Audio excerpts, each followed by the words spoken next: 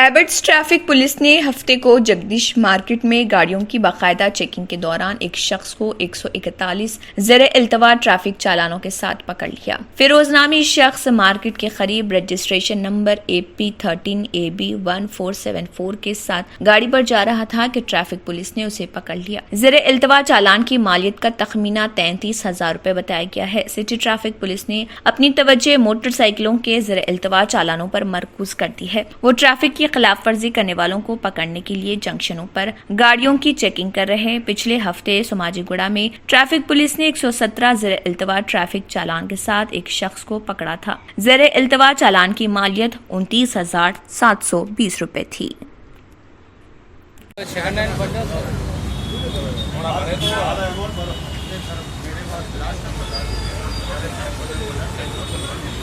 और आप मेरे से चेक ले लीजिए। चेक नहीं ऑनलाइन में भरना।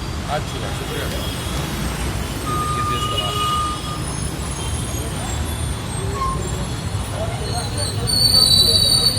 नंबर लास्ट सीरियल नंबर दिया है।